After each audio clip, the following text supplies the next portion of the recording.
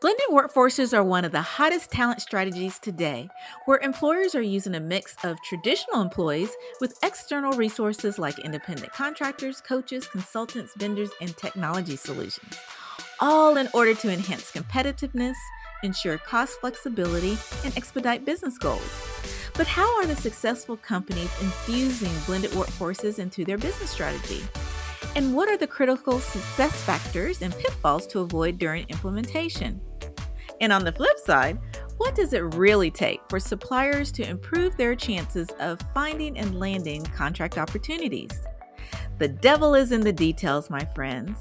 I'm your host, Karen Farrell Rhodes, and it's time to get smarter about blended workforces at work. Hello, my superstars. This is Karen, and welcome to another episode of the Blended Workforces at Work podcast. We have an amazing show for you today. We are absolutely thrilled to feature Cheryl, and I have to look down because I know I'm going to murder her name, Cheryl Swirnow, and she might correct me. But she is the founder of CMS Consultants, which is a human capital firm that focuses on the essentials of people support. Everything from compliance to employee relations to performance management.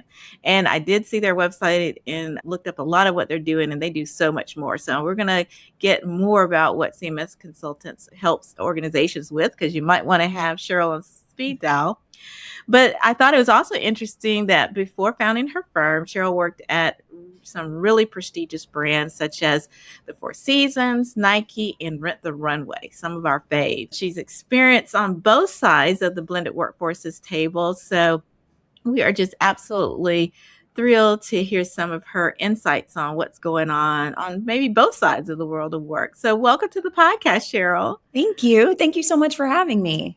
Oh, we're just honored to have you. I can't wait to dig in and have a fantastic conversation on and what we're seeing right now on the horizon in the world of work. But before we do so, one of the things we love to do is just learn a tad more about our guests. So for just as much as you feel comfortable, would you mind giving us a sneak peek into your life outside of work? Yeah. So I live in Manhattan and I have been here for 20 plus years, and I have a husband and two children, ages 11 and 9, two boys. So I feel like much of my life outside of work is running from one sport to the other. And we got a dog. So we also have a 4-year-old. I still call him a puppy, but I'm sure he's past that point, but has a lot of puppy energy. So that takes up a lot of time as well. And then I like to zone out and watch bad reality TV. I feel like that is the perfect antidote. Yes. So like HR world where you're dealing with real issues and helping employees. And then you go and you just watch nonsense. Oh, wow. Yes. Well, I won't say I'm a reality TV buff, but I am a movie buff. And one of my dreams is to someday be a movie critic. I don't know who would want to hear my opinions on things, but I would love to be a movie critic for the layperson or the everyday person. So I love that. I love that. Awesome. Well, thank you so much for sharing. And the ages of your kids are such great ages. My daughter just graduated from college, so the time flies, let me tell you. Sure does. So enjoy it while you can. Mm-hmm. Well, Cheryl, let's start by helping our listeners know a little bit more about your background, maybe a bit about, just a tad about your corporate experience, but then more really about what CMS Consultants does as far as services and support. Yeah, of course. Well, I can start with that first. And so we really work with a variety of companies, some of which are larger corporations, a lot of which are startups, and they can be anywhere from 5 employees on up. So a lot of times we have forward-thinking companies that realize, hey, I'm going to need to get some policies together. I'm going to need to start thinking about hiring, and I'm going to do it early. And so our job really is to meet the leaders where they are and make sure that they have the support that they need. I really don't believe in one size fits all in terms of HR. So that's not really what we do. We want to really understand what are the needs of the company, what is the culture of the company, what's the budget of the company, and making sure that when we're providing suggestions, for example, on tools or on process, that it's something that's attainable and doable for a company. And we're not kind of saying, well, this is what this large organization does, so you need to do that too, because that's not always the case. And so it really ranges in all aspects of HR, what we do. Sometimes we are the HR for an organization, but a lot of times we're getting them through a particular period, whether that's of growth or of, turbulation, and making sure that they have what they need to succeed. Love that. Yeah. And if you don't mind me asking, what drove your passion to transition from, corporate America, if you will? Well, Yeah. some of those brands are global, but corporate America to starting your own firm. My kids, if I'm being honest, I was working a lot. I wasn't spending as much time with my children as I wanted to. And so I took the leap. I had no clients, I had no plan, but I said, this is something I'm passionate about and I think I can do it. And it started with one, and that grew and grew. And that's really, we get about 90+% of our clients through referrals, either through former clients or current clients or partners. And it's been really great. But I think it's also really important that my children see that I'm able to work. They're seeing that in a different way, but I'm also able to be there for them. It doesn't work for everybody, of course, but it definitely was a decision that I made, and that was a big, pushing point for me. I think the other thing that I'm now realizing but didn't realize at the time is I really like learning from smart people in different industries. It's Yes. exciting to go in now working with AI companies or working with crypto companies, things that I truly knew nothing about before starting to work with them and seeing the amazing things that these companies are doing, working with art organizations and nonprofits, and really just getting to meet smart people who are passionate about what they do and are just looking for direction to help their employees, to help their teams grow. Yeah, I love that too. I mean, I absolutely love corporate America, especially Microsoft. I was there almost 14 years in a Yeah. variety of roles. They let me grow like nobody's business. But I had a strong desire not only to be with family, but then also to share talents outside of the four walls of Microsoft. And we did fantastic work there. And I Yeah. saw so many other organizations who were struggling. Yeah.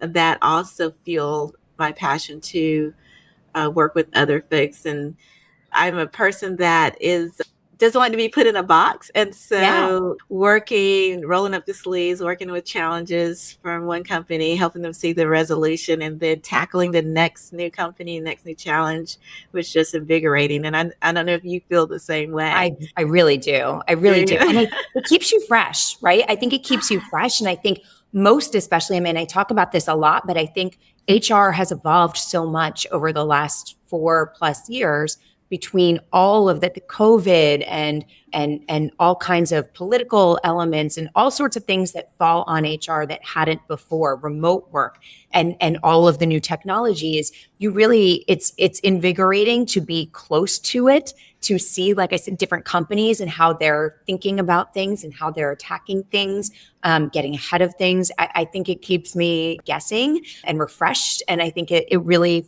forces me to, as I said earlier, I don't think that HR is one size fits all. And I think this type of job forces you to prove that on a daily basis, that you It, can't just say what works for one works for all. And I agree with you. I think that's different than sort of the four walls of corporate America. It keeps you where you can't, not that you can be complacent necessarily in corporate America, but I think you right. can, you get very tunnel vision if you're in the same, this role. It's hard to see outside.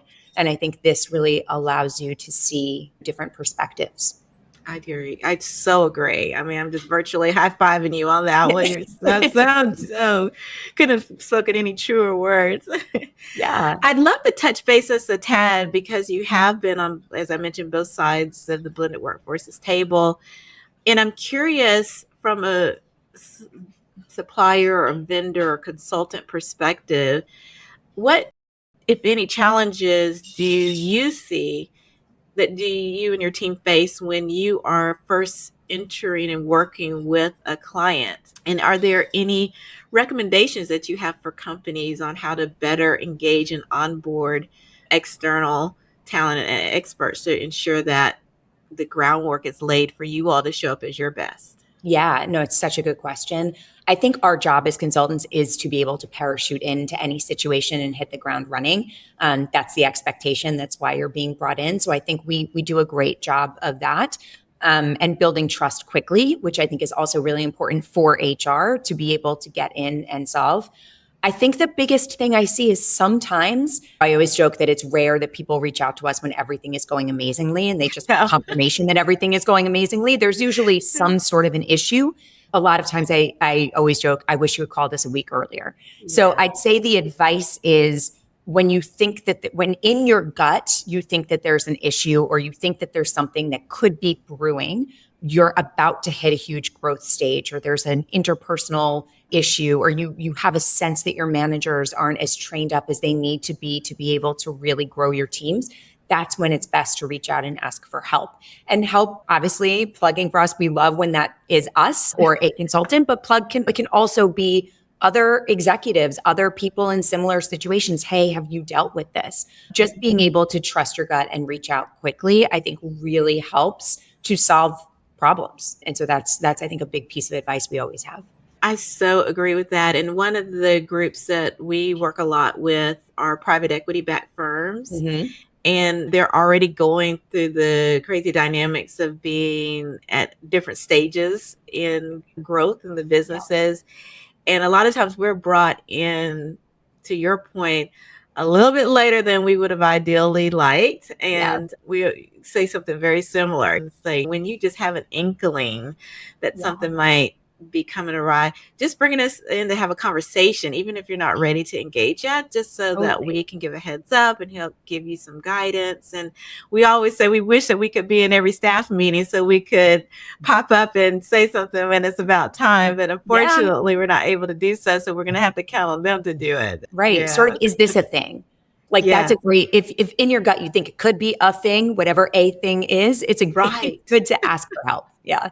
That's right. And it's amazing how many times companies will bring in experts like you and I, and then you have an unreasonable time frame proposed to get X done because it's so urgent at that point and it's at critical stage. And then we have to give them a reality check on what could be done, what are the phases and what have you. Or do you see that as well? We do see that sometimes. And yeah, to your point, doing a reality check is important and explaining the why behind it. We always want to leave things better than we found them. And part of that means and making sure that people understand. So we want to be clear, hey, no, you can't implement an entirely new HRIS system in 3 weeks for your 500-person company. Like that is not going to happen. Exactly. Here's why. And here are all of the things that could go wrong if you try to do that. And that's, again, even if you didn't go with us, it's just not a good idea. So yes, we do see that sometimes where there are unrealistic expectations, but then we try again, like I said, it's not the same for every company. So why do you need this to happen so quickly? And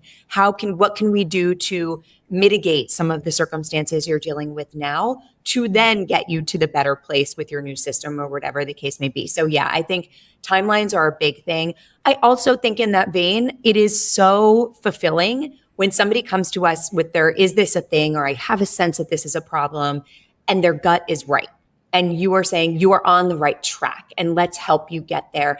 Building the confidence in somebody, whether that's an executive, a manager, an IC, whoever it is, to just, again, trust their gut, know that they're on the right path. You really see people shine at work when they feel like, oh, I'm doing this okay. I'm not messing up in the way that I think I am in my head. Giving people that confidence is just so fulfilling, again, particularly when they're on the right track. And a lot of times they are.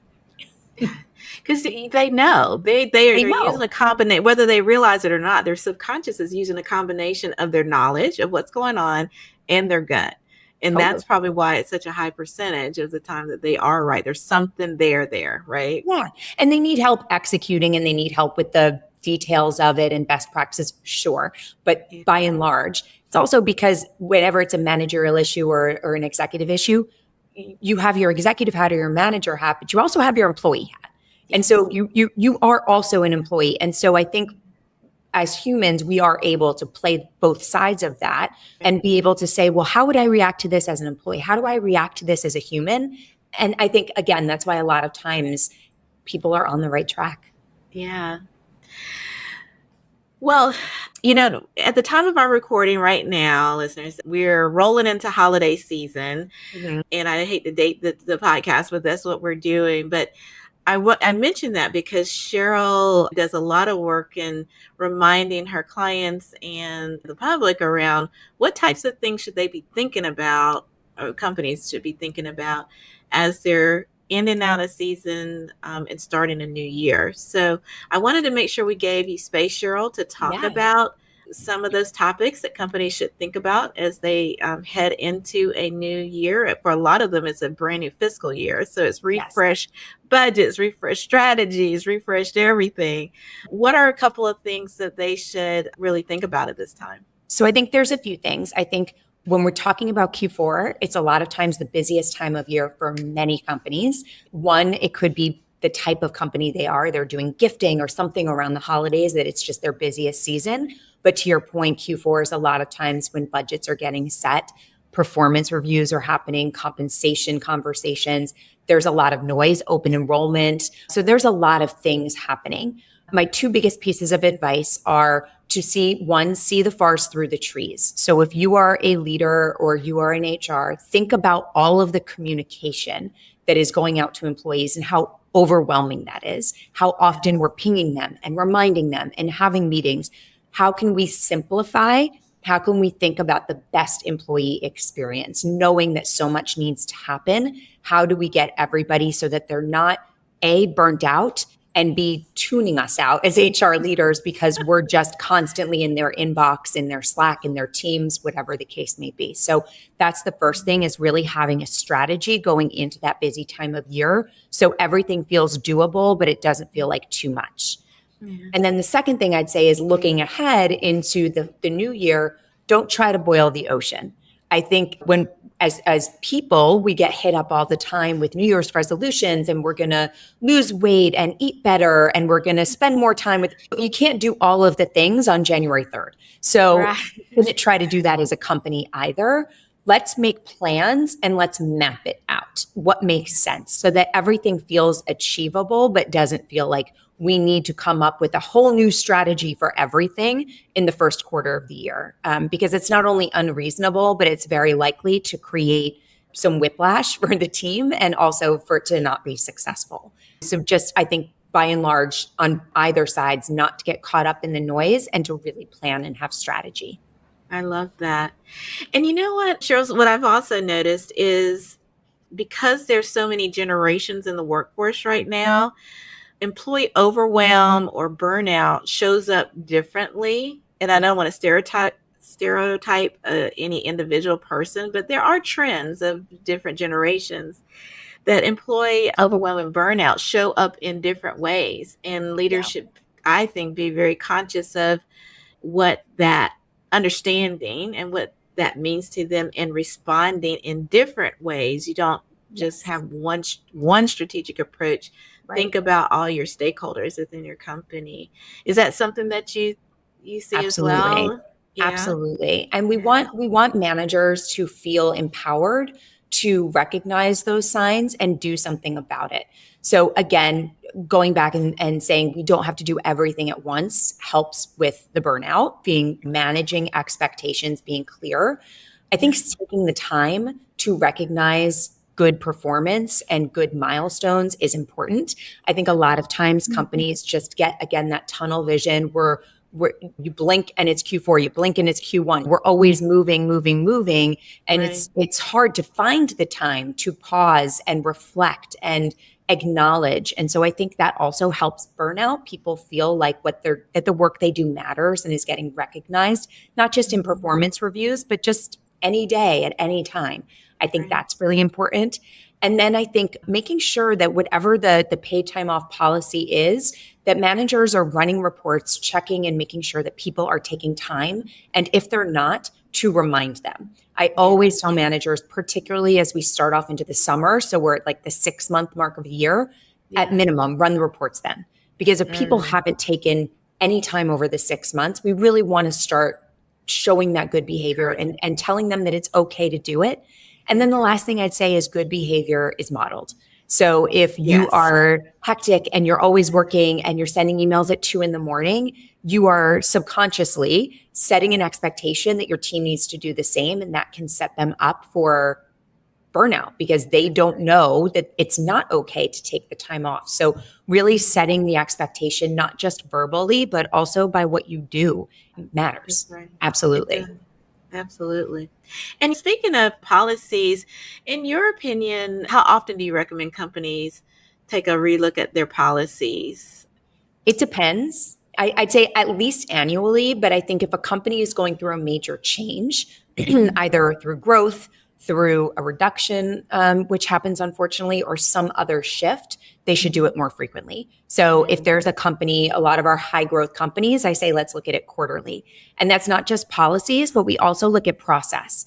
Sometimes we'll sit down with leadership and actually map out process for big things and say, okay, this is how we're doing it today. Objectively, does this still serve us? Does this still make sense for where we are now? And if not, let's be open to adjusting. Because I think that's also a lot of times where companies run into issues is, oh, we haven't looked at our handbook since 2016 because everything is the same.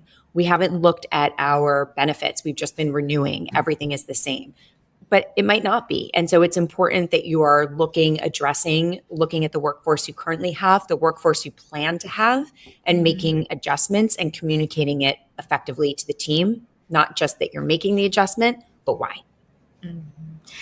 And you make such a great point. A lot of companies now are re-looking or rethinking or redesigning or their benefits and compensation packages and ways Yep. to hopefully help them be more creative. I'm sorry, creative, competitive out there.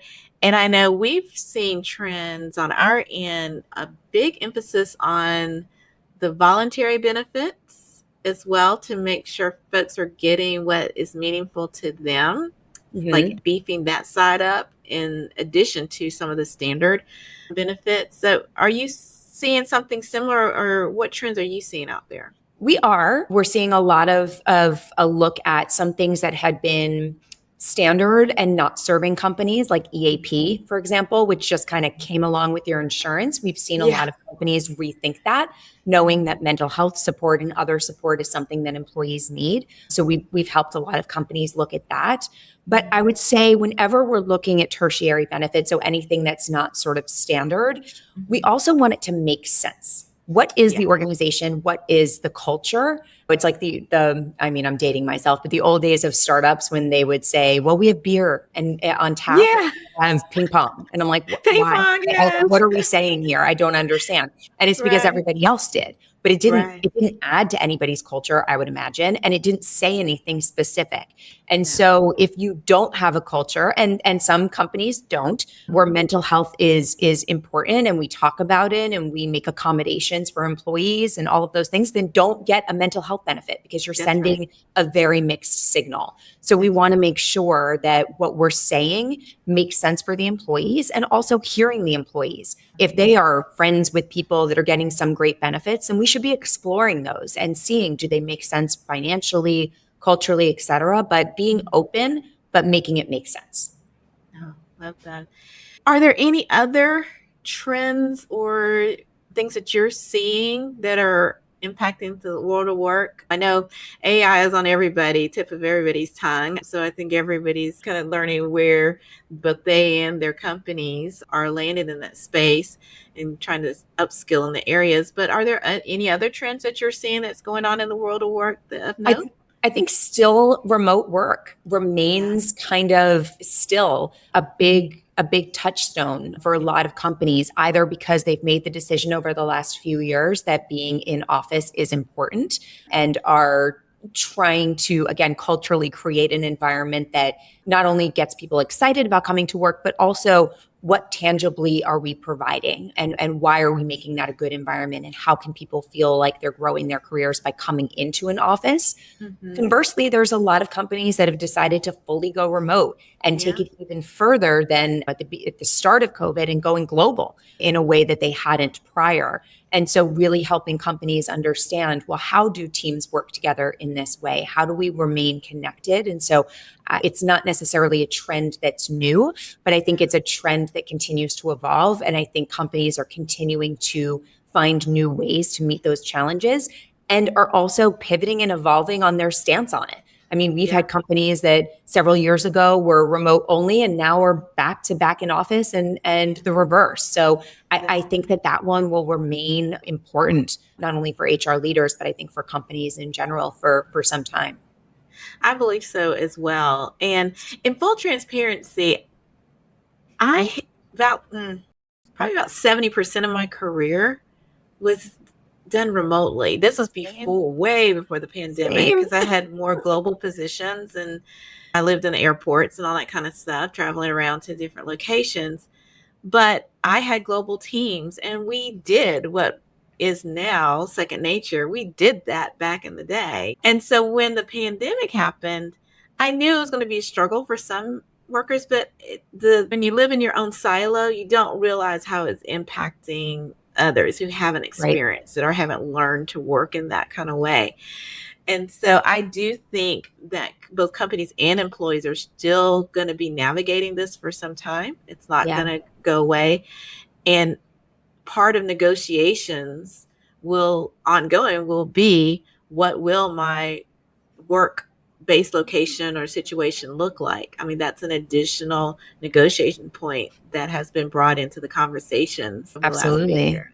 Absolutely. And as you mentioned earlier, I think as companies are looking at their compensation and their benchmarking, it's an important point. How are we doing this? What are we basing it on? How are we thinking about where people live and how much we're going to spend for somebody in a more expensive job market than less so? And so I think it does touch on a lot of different elements beyond just what are the tools I'm using and how am I connecting. I think it speaks to a lot of different things and training of things like managers and thinking about promotions and how can you do that effectively if you do have a split workforce where some people are remote and some people are in office, and not having a bias towards somebody that you see every day versus somebody that you see every day in the way that you and I are talking right now. Absolutely. Yeah. Absolutely. Well, as always, Cheryl, I'm very chatty. I blink and their time is almost up. So, and I can't believe I could talk another like 4 hours with you Yes.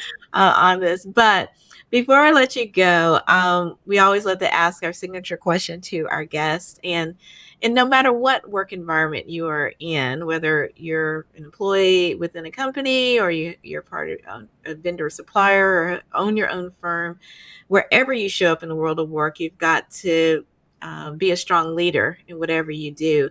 And a couple years ago, I commenced a research study on trying to understand what were some of the actions or that exemplary leaders take, and we wrote a whole book about it.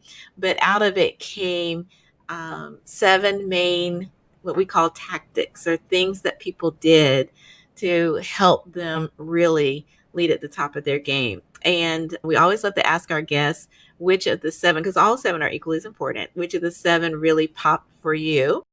And you were so kind to share that leading with intrapreneurship really popped.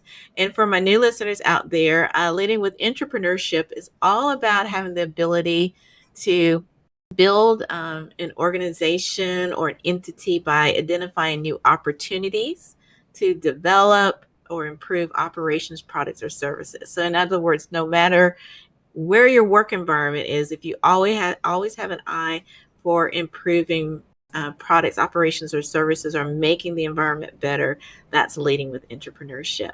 So, curious minds want to know, Miss Cheryl, why did leading with intrapreneurship really pop for you?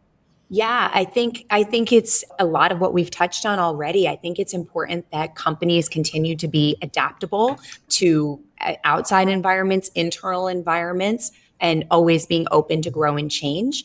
And I think for an employee or a person, it's important to do the same, to create opportunities to advocate for yourself and to create a mindset of constantly wanting to improve, constantly wanting to challenge, not only to keep yourself fresh, but to really have those wins, which I think is important for people in their everyday lives. So I'm a big fan of entrepreneurial mindset from all sides of the table. And we really, really encourage it as part of training for employees. It's super important. It is. I love it too. It's one of my favorites. I'm an ideator, so anything I can do to brainstorm improvements, Yeah. I'm there. Yeah, absolutely.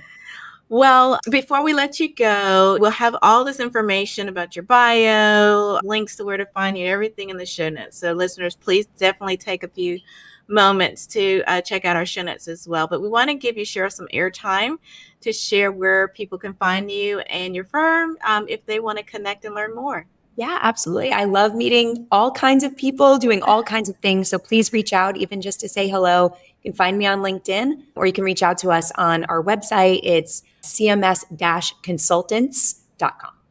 Wonderful. And for the audience, can you please spell your last name so they can look you up right Absolutely. on? Absolutely. It's SWIRNOW. Awesome. Fantastic. Well, unfortunately, that's all the time we have for today, but I just want to thank you for your gift of time and insights to our listeners. And we really, really appreciate and are honored to have had you on the podcast today, Cheryl. Thank you so much. I had so much fun. Thank you so much. Awesome. And thank you too, listeners, for the gift of your time as well. We know there are millions, literally millions of other podcasts you could be listening to. So we do appreciate your patronage. All we ask is just the one thing is to make sure you like or subscribe to us and share our podcast with just one friend, because by doing so, we can all get smarter about blended workforces at work. Thank you so much and see you next week. Well, that's our show for today. Thank you again for listening to the Blended Workforces at Work podcast. You can check out the show notes, additional episodes, bonus resources, and also submit guest recommendations on our website at blendedworkforcesatwork.com. You can also follow me on Twitter, LinkedIn, Instagram, or YouTube by searching for the name Karen Rhodes, with Karen being spelled Karan. And if you like the show, the greatest gift you can give would be to subscribe and leave a rating on your favorite podcast platform of choice. This podcast has been a production of Shockingly Different Leadership, a global consultancy which helps organizations execute their people, talent development, and organizational effectiveness initiatives on an on-demand, contract, fractional, or project basis. Huge thanks to the SDL production and editing team for a job well done. Bye for now.